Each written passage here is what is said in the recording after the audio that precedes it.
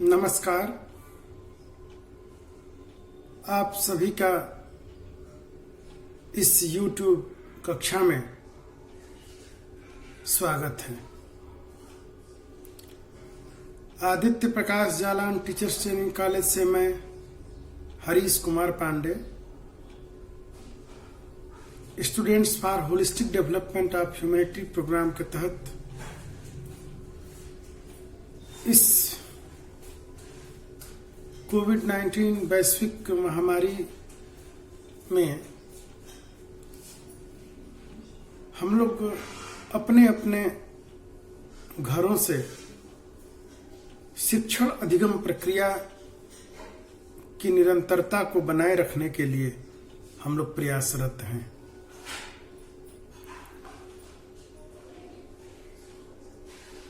शिक्षण और प्रशिक्षण दोनों ही एक उद्देश्य को लिए हुए होता है। शिक्षण के द्वारा हम नए नए ज्ञान, नए नए तथ्य और नई नई आदतों का अपने दैनिक जीवन में, अपने व्यवहार में हम लोग उसको सीखते हैं, उतारते हैं। और प्रशिक्षण के द्वारा उन सीखे गए कौशलों को, उन सीखी गई आदतों को, उन सीखे गए व्यवहार को एक निरंतर अभ्यास के द्वारा हम लोग उसमें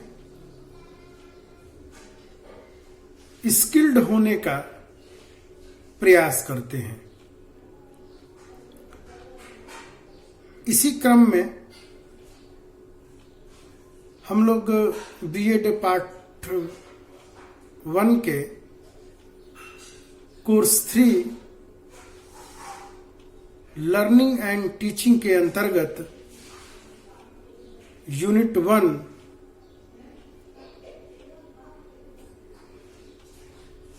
में लर्निंग टॉपिक पर हम लोग विचार विमर्श कर रहे थे। अधिगम क्या है, लर्निंग क्या है, इसको हम लोग भली भांति सीख चुके हैं। संक्षेप में व्यवहार द्वारा व्यवहार परिवर्तन या व्यवहार द्वारा सकारात्मक व्यवहार परिवर्तन सीखना है या अधिगम है। नए नए ज्ञान, नए नए कौशलों और नई नई आदतों का अर्जन भी अधिगम है, सीखना है। ये बात हम लोग सीख चुके हैं। अधिगम के विभिन्न प्रकार, अधिगम की अवस्थाएं, अधिगम के सोपान, इन सब पर हम लोग व्यापक चर्चा किए हैं।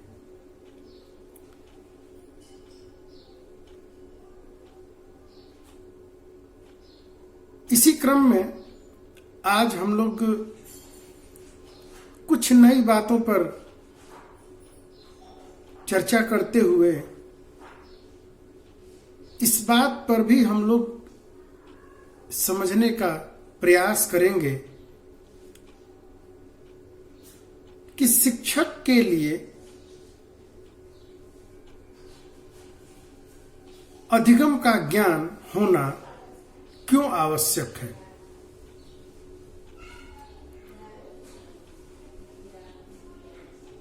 बैचलर ऑफ एजुकेशन की डिग्री लेने के बाद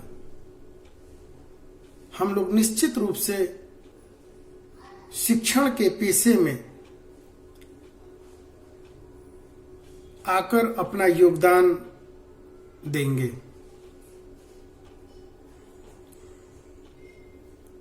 यदि हम लोग जानते हैं कि learning is life long process. सीखना सातत्य है, यह निरंतर चलने वाली प्रक्रिया है। ये पूरी जिंदगी चलती रहती है। शुरू में तो हम कुछ बातों को सीखते हैं, बाद में हमारे व्यवहार का सिर्फ परिमार्जन होता है, मॉडिफिकेशन होता है।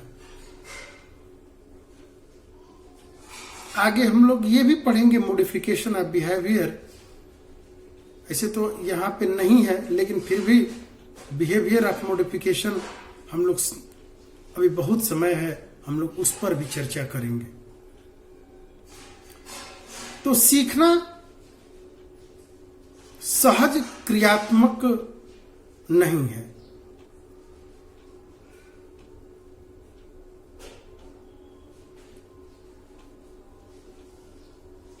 स्वाभाविक रूप से हम बहुत सी बातों को अपने दैनिक जीवन में, अपने आदतों में हम लोग शुमार कर लेते हैं। तो प्रश्न है कि क्या सभी कुछ सीखा गया व्यवहार अधिगम है?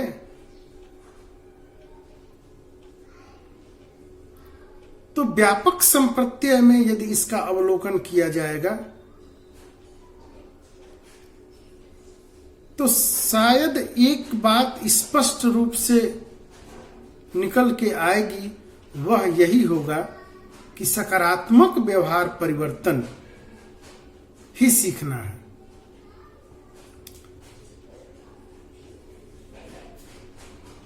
सीखना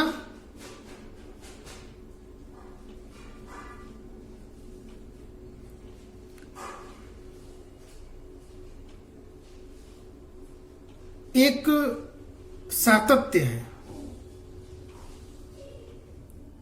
किसी निश्चित व्यवहार परिवर्तन के लिए एक निश्चित ट्रेनिंग लेना और हमारे व्यवहार में परिवर्तन होना, यह सीखना है। हम लोग बीएड एक प्रशिक्षण प्रोग्राम है, एक ट्रेनिंग कोर्स है। हम लोग शिक्षण की जो बारीकियां होती हैं, उन बारीकियों को हम लोग सीखने का प्रयास करते हैं कि शिक्षण के कौन कौन से मेथड्स होते हैं, टीचिंग के कितने अप्रोच हैं,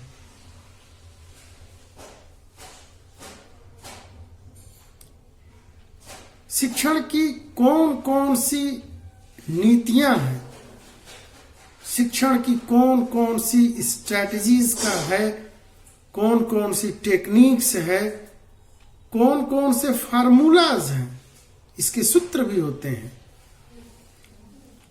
और इन सब के अलावा प्रशिक्षण में हम लोग मनुष्य के, बालक के व्यवहार का भी अध्ययन करते हैं। तो इन सभी विषयों का मिला गया समन्वित रूप प्रशिक्षण है। और उन प्रशिक्षण के द्वारा हम शिक्षण के कौशलों को, शिक्षण के जो स्किल्स होते हैं, जो टीचिंग के जो स्किल्स होते हैं, हम लोग उसको सीखते हैं और उसका बार बार निरंतर अभ्यास करते हैं टीचिंग के द्वारा। और टीचिंग करते समय जो हमें अनुभव प्राप्त होते हैं, उन अनुभवों के आधार पर हम फिर अपने व्यवहार में उन नई नई अनुभवों को जोड़ते हैं और पुनः शिक्षण की प्रक्रिया करते हैं, फिर नए नए अनुभव प्राप्त होते हैं, उन नए नए अनुभवों को जोड़ते जाते हैं और इस तरह हमारा टीचिंग में जो हमारा व्यवहार है वो हमारा क्या होता है, उसमें मॉडिफाई होता जाता है उसमें। तो इस प्रकार सीखना औपचारिक और अनौपचारिक दोनों परिस्थितियों में होता है।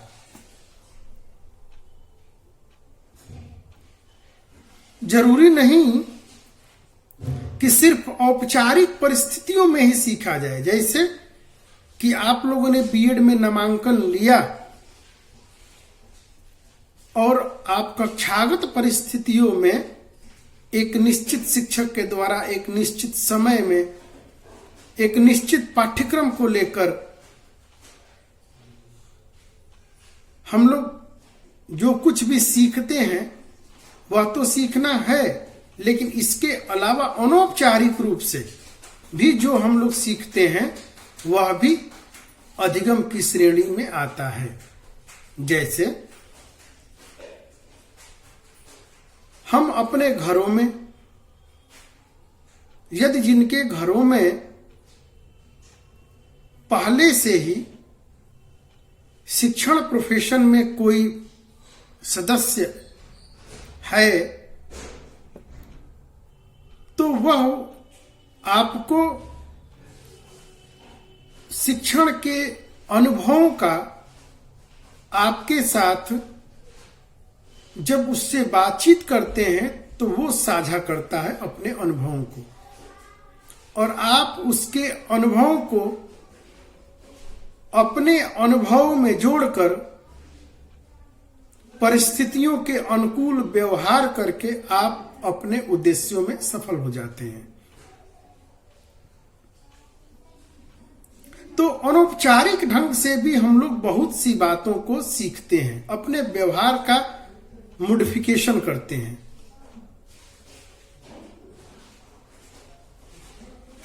पत्र पत्रिकाओं को पढ़कर,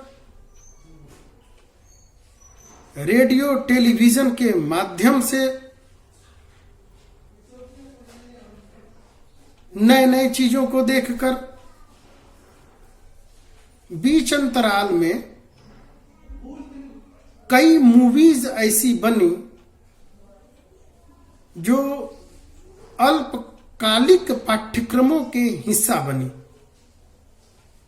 जैसे 3 इडियट्स, पा, मुन्ना भाई एमबीपी, कुछ ऐसी और भी जो पिक्चरें जो बनी वो कहीं ना कहीं उससे भी शिक्षक पेशा में जो लोग हैं कुछ न कुछ उससे ज्ञान अर्जित किए हैं और अपने व्यवहार में परिवर्तन किए हैं और नए नए अपने हिसाब से परिस्थितियों को ध्यान में रखते हुए अपनी योग्यता, अपने संसाधनों के द्वारा उसमें कुछ मॉडिफाई करके उसमें कुछ इनोवेशंस की करके आज लोग उससे भी अच्छी सफल शिक्षण कार्य कर रहे हैं। हम प्रकृति से भी बहुत कुछ सीखते हैं।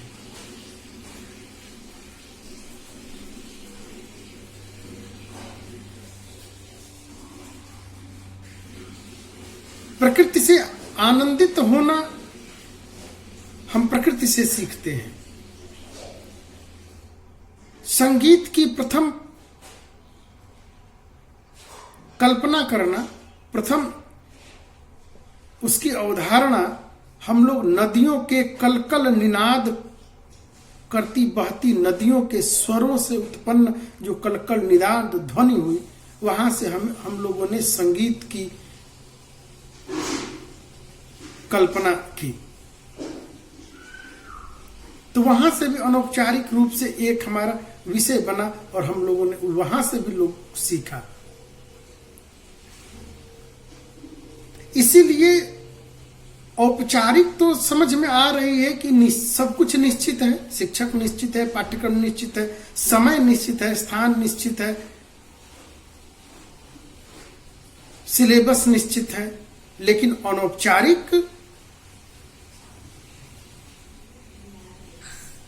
अनौपचारिक जो परिस्थितियां होती हैं वो निश्चित नहीं है, लेकिन वह बहुत ज्यादा प्रभावित करती हैं सीखने की प्रक्रिया में या सीखने के नए नए अनुभवों को जोड़ने में बहुत सी बातें शामिल करती हैं।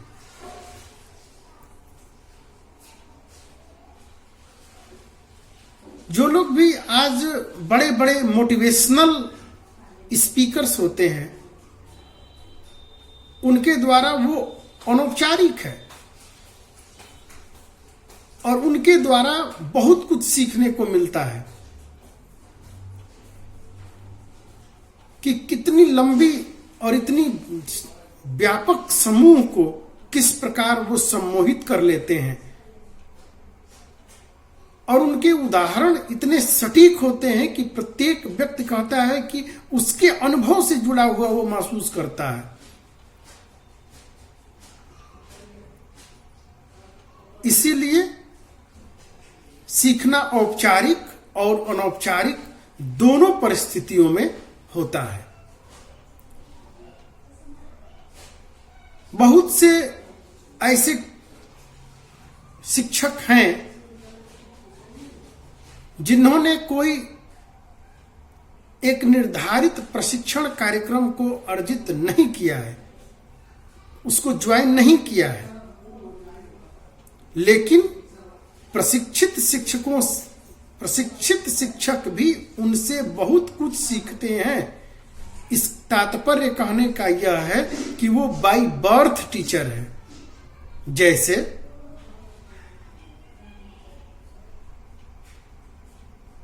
भारतीय पृष्ठभूमि में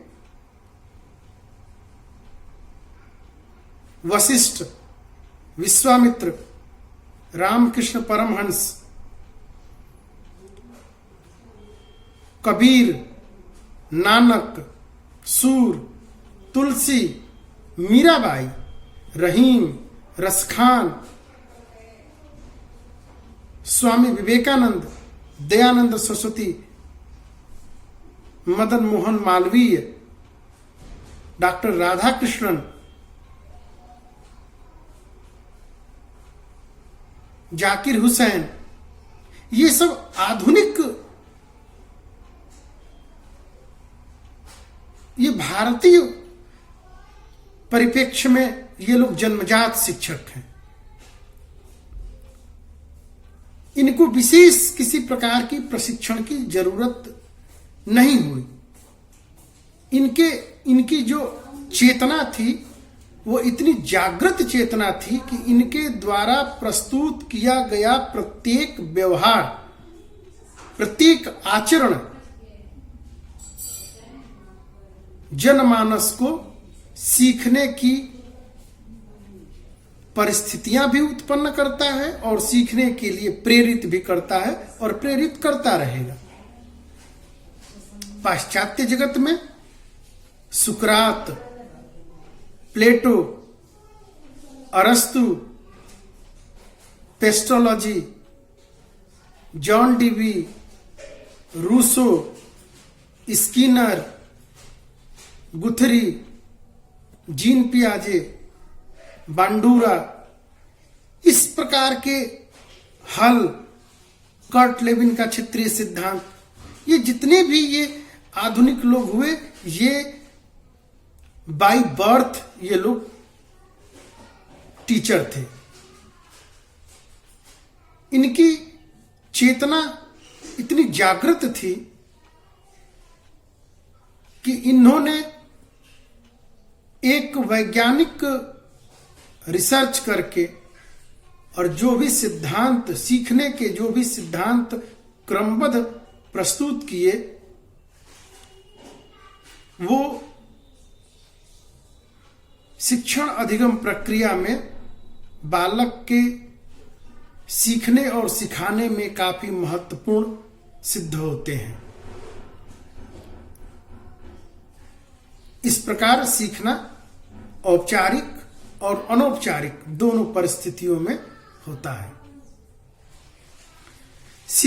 परिपक्वता, थकान एवं औषधि आदि के प्रयोग से होने वाले व्यवहार परिवर्तन सीखना या अधिगम नहीं है।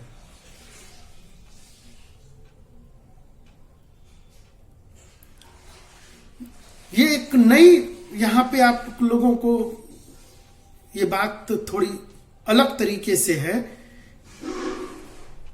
कि यदि कोई परिपक्वता कि व्यक्ति की जैसे जैसे आयु में वृद्धि होती है और जैसे जैसे उसके अनुभव में वृद्धि होता है तो उसके व्यवहार में भी परिवर्तन आता है, उसके अनुभव में भी परिवर्तन आता है और उसके ज्ञान में भी परिवर्तन होता है। लेकिन यदि कोई बच्चा 10वीं कक्षा में 5 बार फेल हो रहा है तो वो अधिगम की श्रेणी में नहीं आएगा। उसकी आयु बढ़ रही है, उसकी परिपक्वता भी बढ़ रही है। एक ही क्लास में 5 बार फेल हो गया तो उसको अनुभव, उसकी जो भी उसका सीखना है वो सीखने की श्रेणी में क्योंकि सकारात्मक नहीं है। उस एक उद्देश्य होता है कि आपको अगली कक्षा में पदोन्नति करना है। अगर वो नहीं कर पा रहा है तो कहीं ना कहीं वो एक निर्धारित सीखने का जो समय था उस समय में वो नहीं सीख पाया, इसलिए वो सीखने की श्रेणी में नहीं आएगा। थकान, यदि कोई व्यक्ति बहुत ज्यादा परिश्रम करके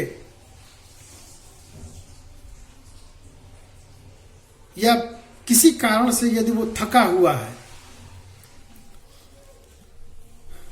और उससे उसके व्यवहार में जो वांछित क्रिया हो रही है, अवांछित क्रिया हो रही है, उसको भी हम लोग सीखने की श्रेणी में नहीं लेंगे।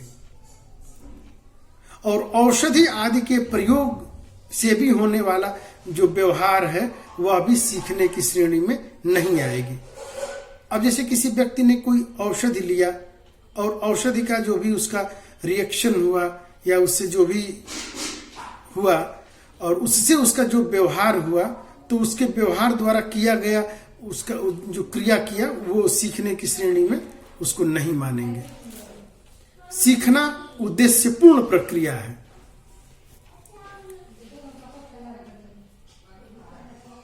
हमें शिक्षक बनना है, यह हमारा उद्देश्य है और उसके लिए हम प्रशिक्षण ले रहे हैं, यह हमारा एक निर्धारित उद्देश्य है। तो सीखना उद्देश्यपूर्ण है। यदि हमारे सामने कोई उद्देश्य नहीं है तो हम बहुत कुछ सीखते भी नहीं है और वो हमारे व्यवहार में परिवर्तन भी नहीं होता है। लेकिन जब हमारा एक निर्धारित लक्ष्य होता है, एक निर्धारित उद्देश्य होता है और उन उद्देश्यों की प्राप्ति के लिए हम कुछ कार्य करते हैं, कुछ व्यवहार करते हैं, कुछ सीखते हैं, तब हम उसको, और उससे यदि हमारा व्यवहार परिवर्तन होता है, हम अभिष्ट उद्देश्यों को प्राप्त करते हैं, तो हम उसको सीखने की संज्ञा में ला सकते हैं। सीखना पूर्व अनुभवों पर आधारित व्यवहार में परिवर्तन है जो गुणात्मक एवं परिमाणात्मक दोनों ही प्रकार का हो सकता है।